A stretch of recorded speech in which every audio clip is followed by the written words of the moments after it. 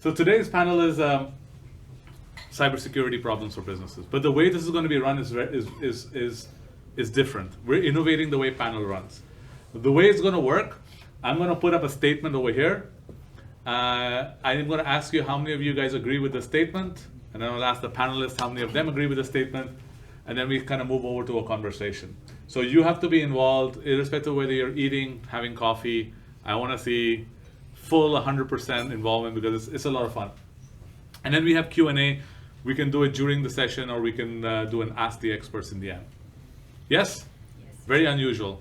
This is like, I built this for the Baltic audience. You don't know. I built this specific one. For introverts. It's patented for because the number of times I have like such a difficult time interacting. I'm Indian, by the way, with a British passport, living in, and this is the 6th country I'm living in. So I have to move my ways as well, right?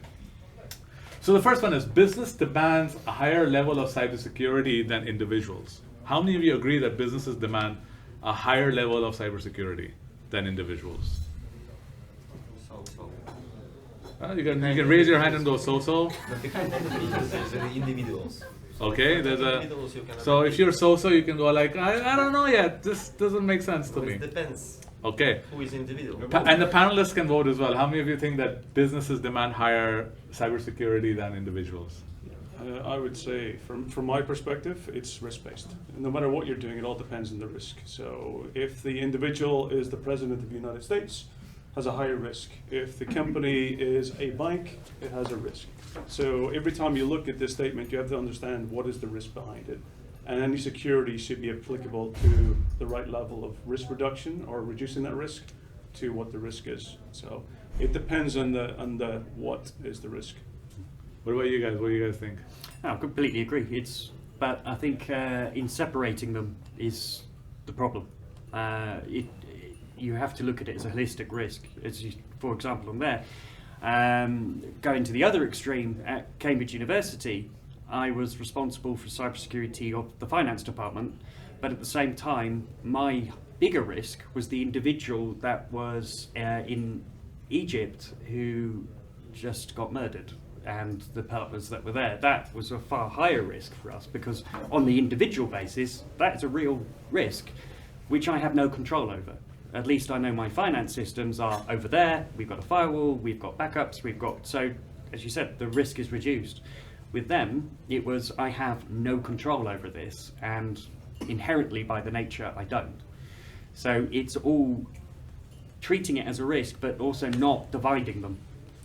Your company is only a building full of individuals.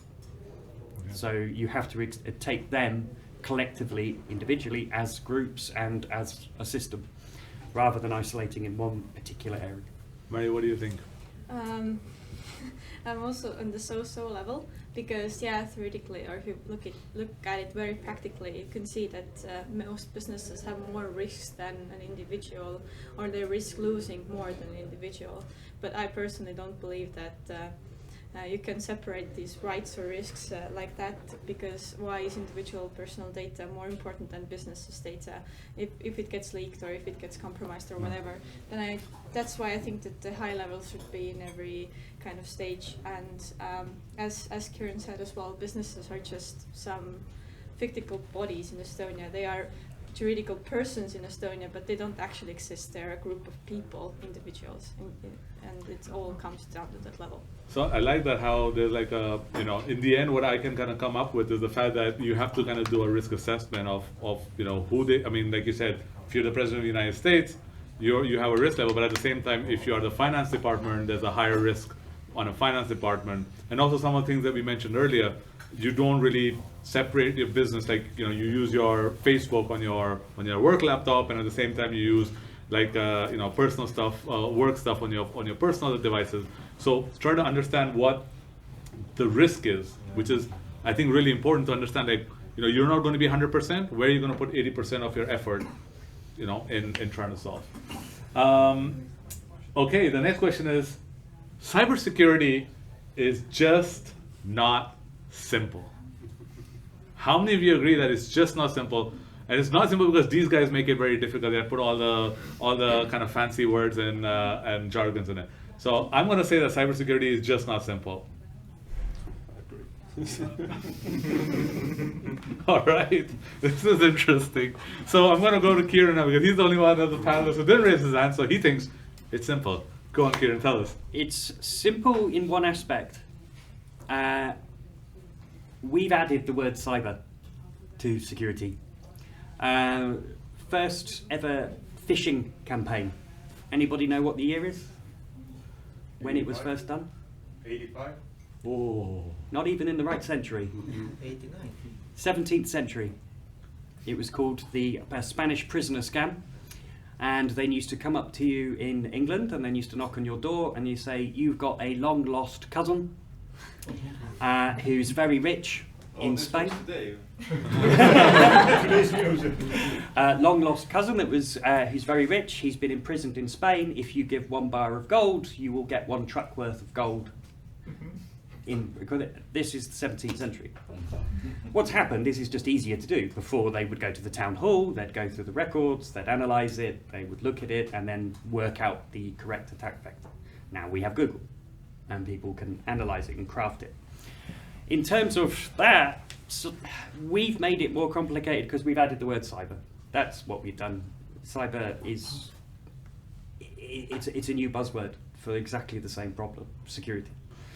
So in terms of is it simple or not, it gets to the point of, yeah, it is quite simple. If somebody wants to hurt you, they will get in.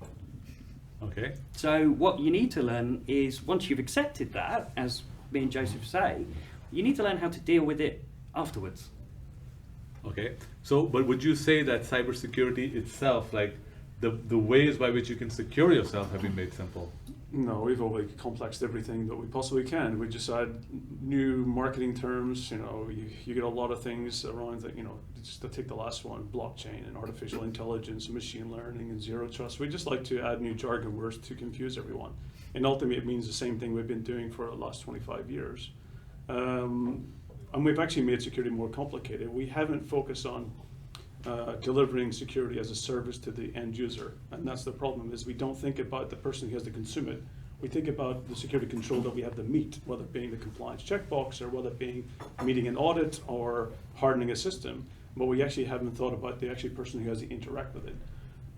So security, it is becoming better. We are making more solutions that actually are easier to use and easier to learn. And one of the things, I think it was Wendy Nather this year at RSA conference, earlier this year, she delivered an amazing keynote, which was that security should be like a spoon. It should be so consumable, easy to use, and you can't get it wrong.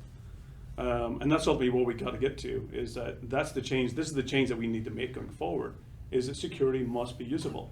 And it actually must be better than what people are doing today, meaning that we have to make the person's job, by choosing security, has to make it better than what it currently is. If we make it more difficult by making security negative experience, or something that takes them longer to do something, that's going to be a negative impact to a person's productivity. So security, going forward, we have to take a much simpler approach, and we have to think about the end user who needs to consume it. And therefore security, in the future, we don't have room for complexity. If we add complexity to security, we're going to fail. Okay. Mari, now, so your job, and I'm trying to figure out, obviously this has not been rehearsed, right? So she doesn't know what I'm going to say. This is completely, she's scared. So your job is looking at some of the ID security and cybersecurity elements, both internally at Tele2, like you said, you do the employee training. How easy is your job? To be honest, when I started in Tele2, when I saw the word patch management, it kind of scared me. So cybersecurity really is full of really difficult terms, really difficult procedures and things, because the idea itself, yes, it is easy, but the real pieces in there are really difficult. And I got this shock when I came here. I worked in retail at first. And after that, when I started to do these trainings myself, I tried to make it as understandable as well. So instead of saying you should use every place you go, you should use a different password, you should have these different kinds of letters and numbers and underscores and stuff, no one would follow it because it's difficult to understand and it's a negative, as you said. Instead, you can say use a bank or a password bank, or use like a system to remember them and kind of give these helpful ways. And this way I've made it easier for the employees to understand and for me to understand as well. So answer the question. Was your job easy or hard? Quite hard. There you go. That's the answer we're looking for. This. So it's a hard business that's easy. Like, you know, we made it hard ourselves, and obviously because of our habits and the things we do. Okay.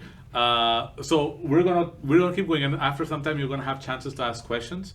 The next one that I have is cybersecurity is less in demand than physical security. Like every shop probably has a physical, you know, security alarm, but cybersecurity they probably don't have. Like they don't know what to do with it because it's less important. How many of you think like cybersecurity is less important than that physical alarm that you have in your business? How easy was it to get the alarm? You know, do you know the alarm that you have? Like the, you know, if somebody breaks in, the police comes. You can switch it off. You can switch it off, right? You can switch it off through the internet. So there you go. That's number one. So one of the things when I was kind of doing this with people saying like, hey, cybersecurity is just, it's less important because my physical like security is more important. What do you guys think that it's less important? The thing that this goes and reinforces my point earlier. They're not different. I mean, because if somebody breaks in here, they can get access to all the passwords. With Cambridge University, I got my students to break into a college, and I said, "Look, do anything you want. It's all authorized. You can walk in." And one of the excellent girls from Yale, she actually walked in ballsy to the IT department and said, "Can I borrow your ladder, please?" and flirted a bit with the IT geek, who then held up the ladder as she went up, plugged into the router, and then did her magic. And she's never been trained in IT security, but the IT security guy did report it to me by telling me, "Good God, a gorgeous girl just spoke to me earlier. She's well fit." And you are like, "That's not right." And, so because we've made this separation, we're having these discussions. And one question I would like to ask most companies, is your security guard actually on the lists for your cybersecurity teams? Because they really should be. If someone's come in for an unauthorized access and they've plugged in something, how quickly is it that the cybersecurity people know about it? Because most of the time it's just, The way I look at it though is that it really kind of, if you stand back and look at this from a kind of broader perspective, is that they are related. Without a doubt, physical security and cybersecurity is connected and related. If you get access to a physical device, it's very easy to compromise it. If you basically are able to do things over the internet, you can pretty much, you don't have to do the physical security. Physical just makes it sometimes easier. What's the big difference here is the law. If you're doing physical security and cybersecurity within a country, you're bound by the laws of that country. With physical security, it's very clear. With cybersecurity, when you do it across borders, that's where basically the legal aspect changes. And very unlikely you're going to be able to get the person who's coming from a country where that crime may not be illegal, who's actually targeting you over the internet. So from physical and cyber, they are related. However, when it gets across international borders, it's the legal framework then becomes important. So that's the difference between the two. Okay, but here's the question: like, how many of you have managed to get like an alarm for your business or for like a physical alarm? Is there a company called like Prosegur or security companies over here that do? The problem is that even if they do have an alarm system, it's probably the default. Yeah, but what I'm trying to say is that the one that they actually manufacture. What I'm trying to say is that how easy was that to get it? That literally is pick up a phone and you pay 40 euros a month and you get something. Some guy comes, plugs it in, gives you a code, and away you go. But if you had to do this for cybersecurity, how would you go about doing it? The problem is you've got more than one door. There you go. So coming back to the problem we're trying to say, like, how do we make it simple, right? So trying to make cybersecurity simple. Yeah. Actually, if you think about it, every person in this building is a walking internet access point with phones in your pockets. There's only a finite number of windows and doors you have to protect. But with people, you have to protect every single individual one of them collectively. So. And wherever they are. Connecting to the point on said earlier, that if you want to keep it simple, it is make sure that the scope is as wide as possible and as simple as possible. When you start going to isolate, don't touch this, don't do this, that's when you start to make it complicated. To be honest, you should want the truth rather than finding out the truth from the Daily Mail newspaper, which is the alternative. Okay. So Yeah. I just want to comment as well that the previous bullet that Yes. you had there is, I think that when you look at this business models or companies in Estonia in general, I also sense that there's this age factor a lot to do with it. Because I've got my uncles, my aunts, and all of my family doing their own little businesses. And there are things that they can see physically, hence the reason that they find this more important than the security side of it. So they work in retail, they work in shops and stuff like that, and that's something they can physically touch, hence the reason why they think that's more important, the physical security, than anything else. And the worst part is that my mom even has her passwords right there behind her phone all the time. The codes to the doors, her bank account PIN codes and stuff like that. So Good to know. where does she live again? What's her address? We'll beep it out in the recording, but just saying. I'll tell you later. But I think this is a good point, because I mean, we obviously, like, we're talking about ourselves as being the audience and we can make these statements, but you're right. I mean, it is also an age thing where people want to see physical stuff, they see it and they don't understand, like, what do you mean that my password has been stolen or my identity is stolen? And it's very difficult for them to understand that. And we're rightfully not, we're wrongfully not gearing up to that. So I think it's a very valid point, and thanks for bringing it up. So yeah, you guys can actually jump in, ask questions, make statements. Like it's. Yeah, just a kind of comment on that is that what we fail to do is we fail to show the real life impact of cybersecurity incidents. One thing I kind of learned is that for many organizations, the best people to be, we refer to as cyber ambassadors or mentors in organizations, is people who become victims. Those are the ones who know what real life impact is. And it's really important, I think, one of the things we need to make people understand, just like people protect their homes and the things they go through, putting locks on the doors, putting alarms in, locking the windows, is that what we have to basically make people understand by putting a web camera in your sitting room is like sitting with a potentially criminal sitting next to you watching everything you do. By using default credentials on your computer or your phone is just like giving everyone in the world the key to your door. We have to relate the physical side of things and the real life impact to cyber incidents, and we fail to do that. We've actually, we haven't done a good job of that, and that's an area that we need to, like your parents, is that we need to show them by actually putting the PIN codes in the back of their phone is like giving everyone in the world a key to their door. That's the actually simulator. something that I've practiced or seen in Saad as well. When I want to explain something, why something is important, I go with examples. There's a saying in Estonia that says that the smart one learns from their mistakes. No, smart one learns from others' mistakes, and stupid one learns from their own mistakes. So we try to be the smart ones and learn from other mistakes, and that's why I'm trying to give all these examples and not just say that, oh yeah, you should always lock your computer when you leave your desk, but actually say what could happen if you don't. That's the other part of this physical and cybersecurity as well. They're equally important, because if you don't have physical security, the people have access to this office without a key card and just can roam around. But if you don't have the cybersecurity part and you have physical security, then they will come in. They will somehow get in, maybe falsify a key card or whatever. But if all the desks or the computers are left unopened, then you just kind of like free world. You can take whatever you want. So you have to focus on them both. They're both important. Yeah, in that just part. to comment on that, it's actually just locking your computer isn't enough. You actually need to log out. If you just lock your computer, somebody like me, it can come along with a USB stick, plug it in, and actually, even if your computer is locked, I can get all the hashes and extract the credentials from your system. So the best practice is that not just locking your computer, but logging out. If you log out, that attack that I typically would do does not work. So you only have to understand the risks, and even making sure that people understand that even if you just lock your computer, that you're actually not 100% secure. That's why I don't meet him often. I literally every time I meet him, My laptop's at home. I'm not touching anything with it. One of the best examples I had for cyber hygiene at Cambridge University was one I did accidentally. I was showing how to hack and listen into the Bluetooth stream of a Bose headset. And I don't like to admit it, but I definitely need glasses.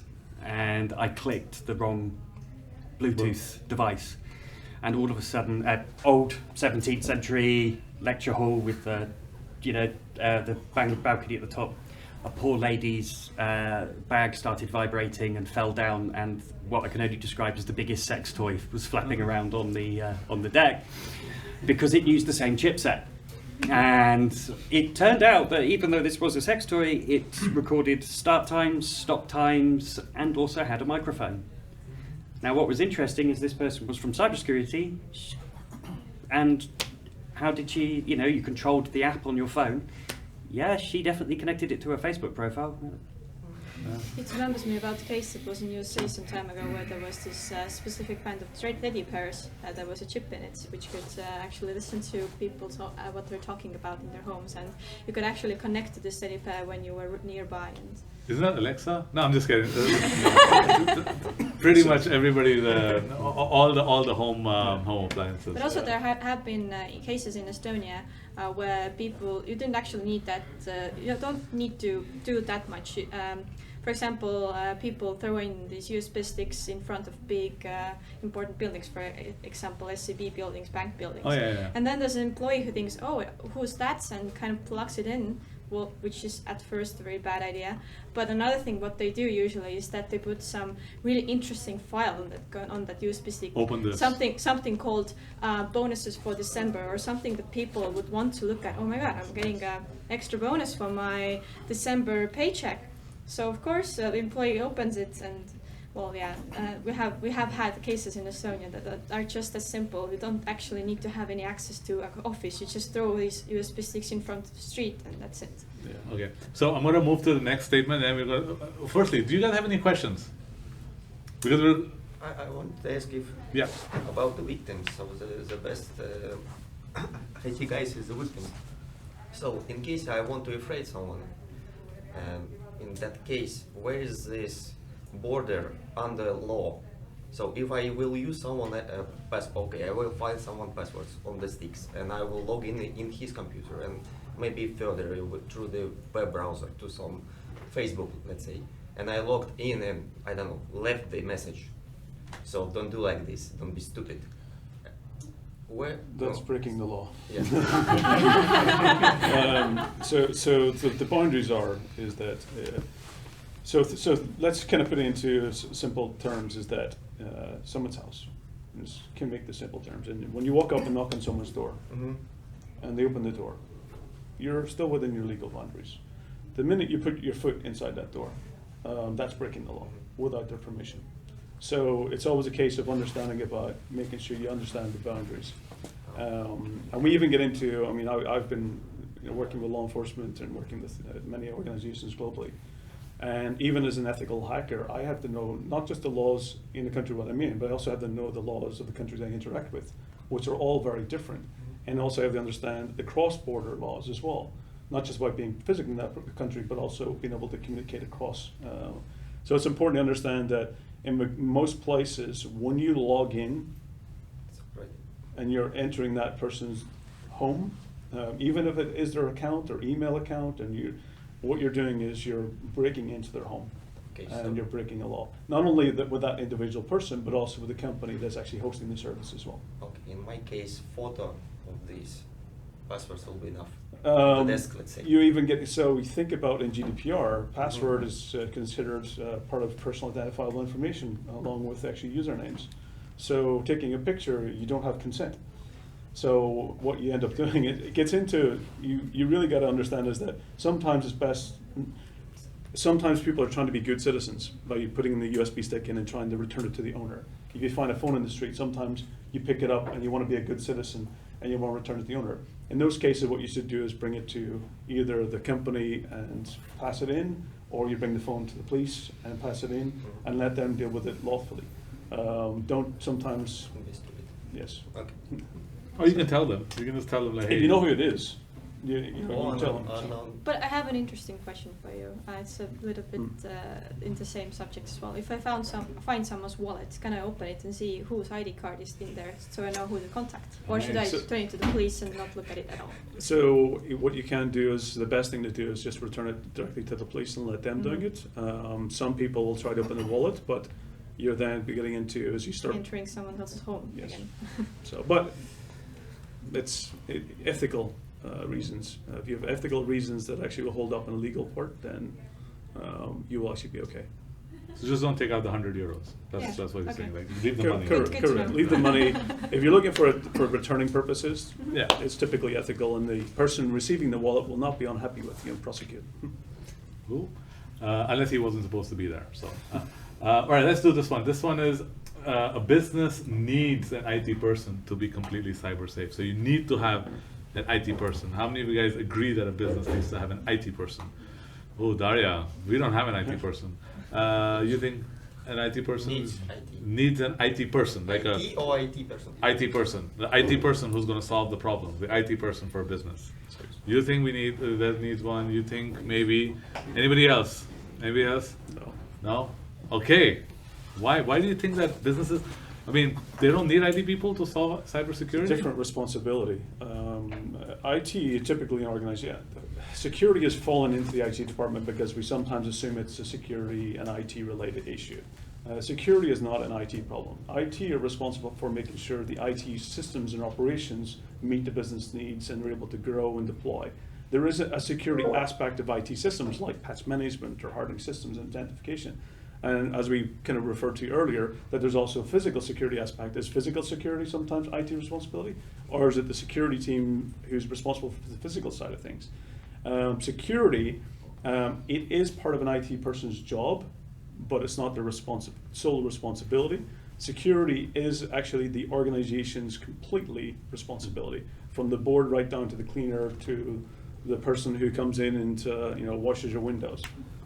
It's a complete culture aspect rather than just the responsibility of security in IT. But what about you guys? What do you think, Mari? Let's go with Mari and then Kieren will come to you. I think it really depends on a business, because a huge business like Tele2, which is a vital service provider, I could say from personal experience, we really do need an IT person for all the system management and firewalls and all that kind of stuff, VPNs and so on.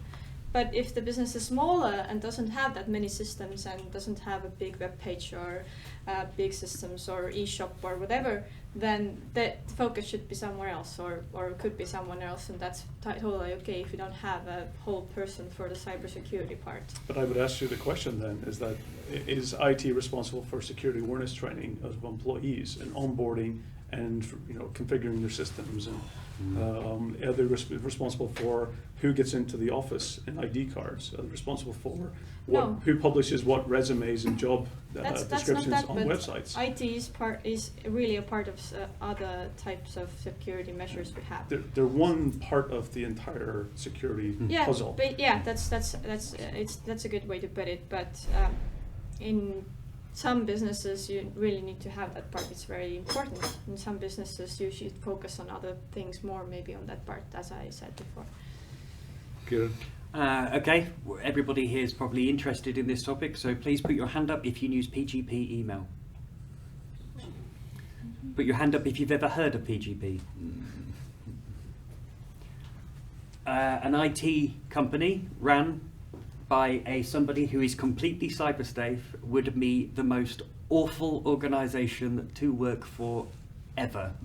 There would be no acceptance of risk because it's completely cyber safe. It would be encrypted, it would be PGP'd, it would have everyone would have thousands of passwords, it would be impossible to work. A nightmare, basically. Yeah, it would be a nightmare. You would not achieve anything. Completely cyber safe. It would hold the business back. Would hold the business back. You don't need to. If you did get ransomware, it's fine. You've got no money to pay for anything. Yeah. So I've always said. I mean, one of the things is that I'm a security professional and I've been doing this for a long time, but it's not my job. My job is not cybersecurity.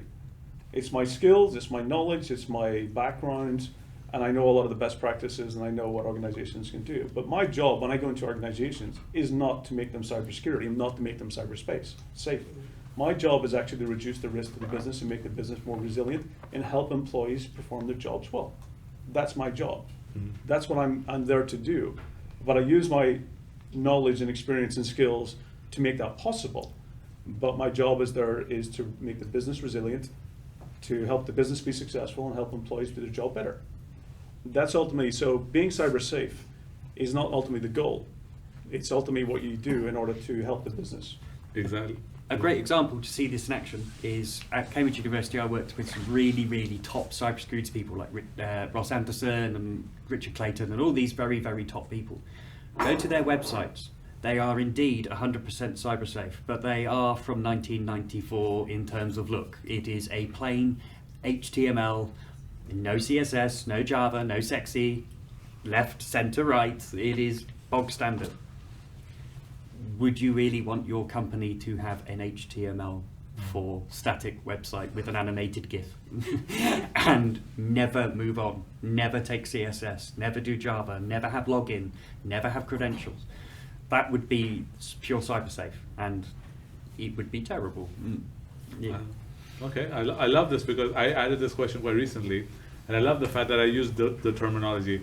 Okay, so at this point we're going to take a quick, anybody have any questions or statements? Because I'm going to have my favorite question, because I know we're running a little late, so I'm going to ask my favorite question, but anybody else got any questions? Okay, so my favorite question is, what are the top tools that you think every business should have? Like cybersecurity tool, so give me like the 3 tools, each of you, and nobody knows that I'm asking this question, so they're not prepared. But 3 tools that you think that definitely or 3 cybersecurity things that every company should have. Let's start, we'll go Joseph, Mari, and Kieren the same way. Okay, so 3 major important tools.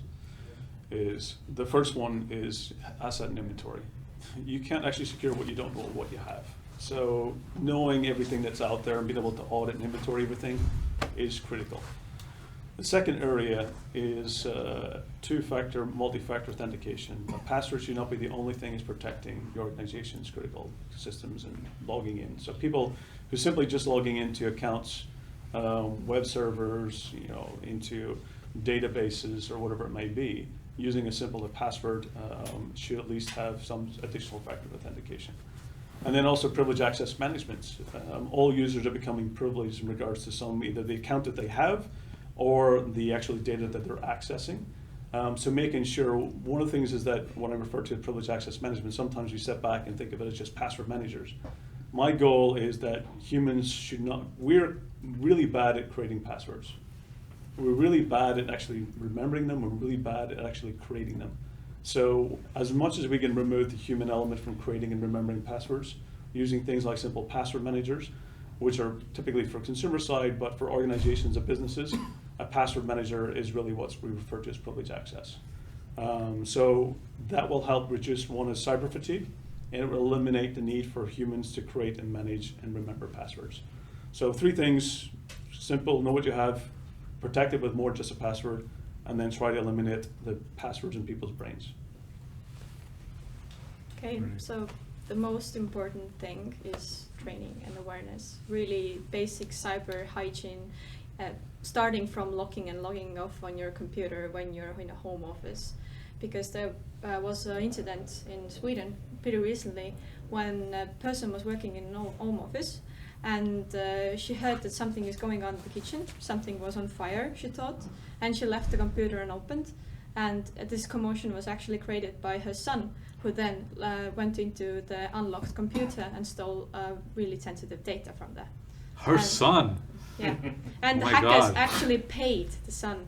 When you get offered 100,000 euros for hacking into your mom's computer, then That family has a lot more other problems, but yes, I can see that.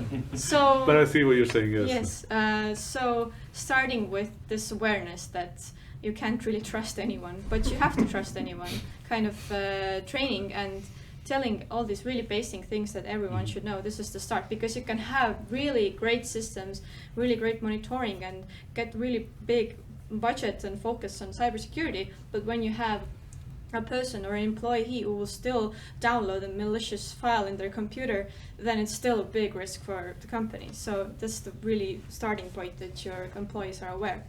Another thing, it's from totally from a cyber incident perspective, you should have a really good monitoring for your systems, which are vulnerable.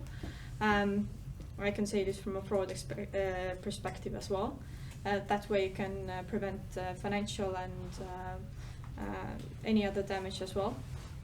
And it was really hard for me to come up with a third one.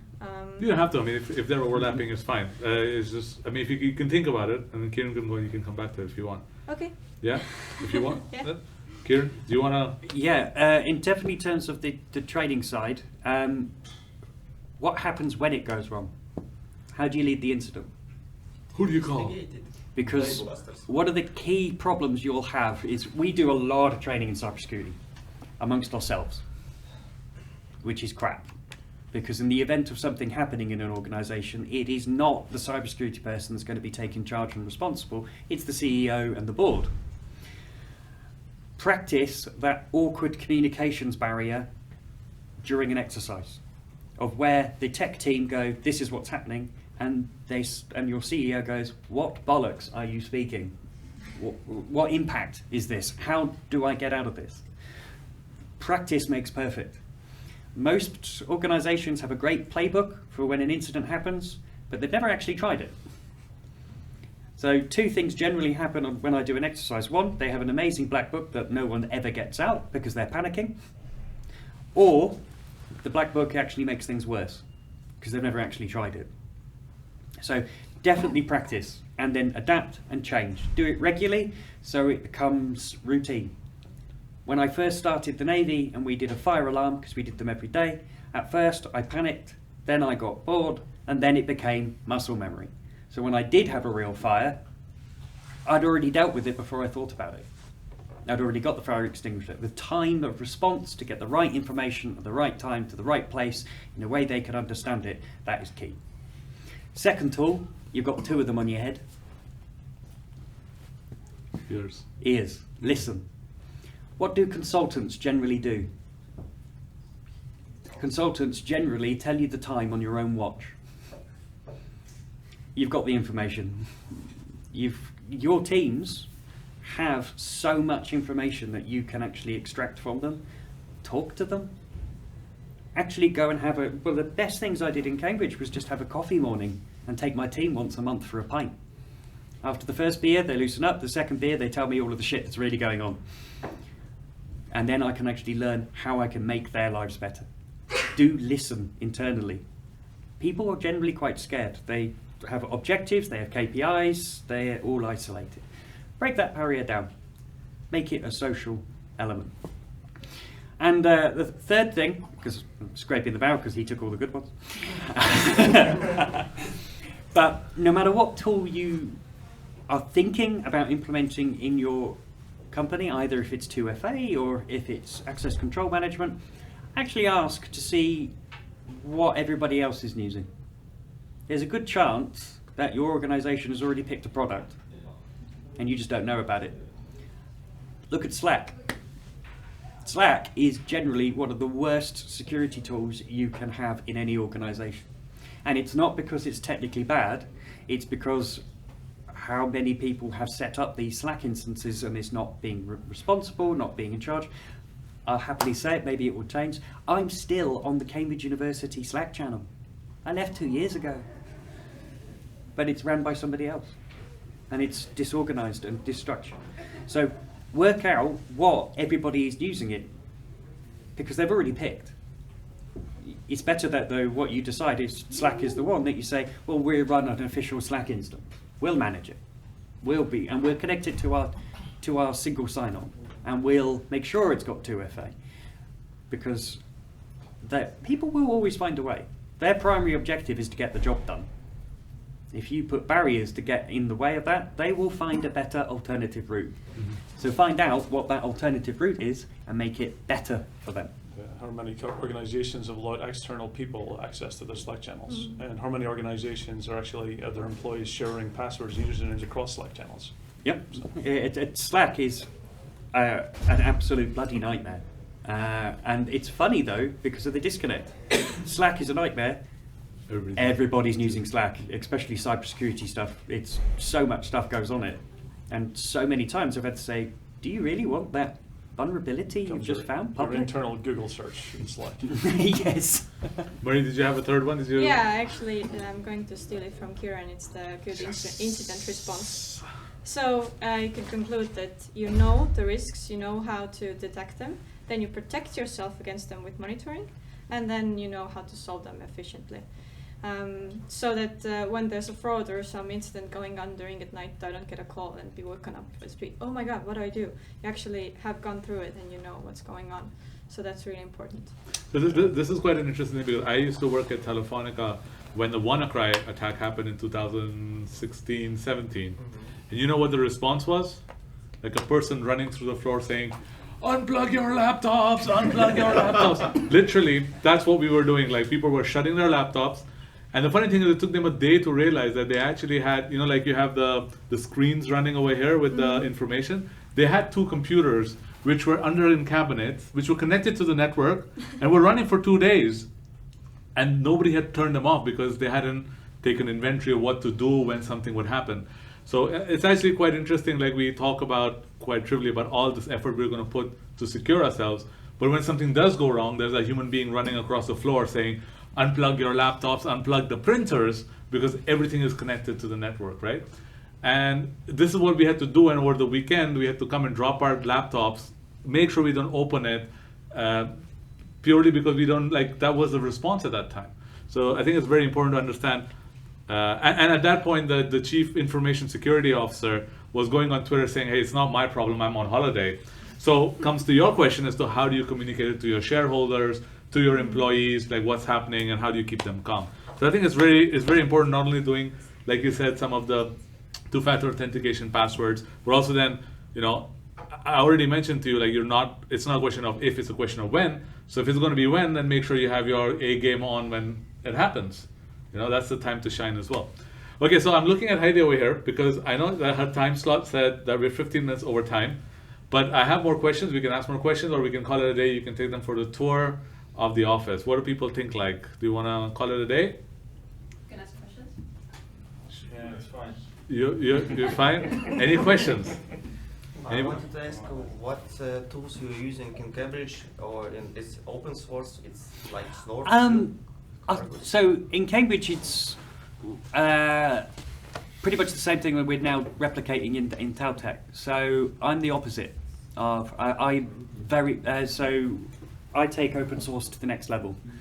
I use open source. I don't actually own a Windows or Mac machine, so all of the tools I pretty much use open source. But I also go a step further of all of the processes and procedures and our playbooks, I also open source. So if you want a instant how to make a cert guide, just email me and take it. Yeah. The only thing I ask is it's 80% right. 20% is definitely wrong. Please tell me, change, update, make it a living document. The reason I'm more open source than closed is, and ironically the military's going that way as well.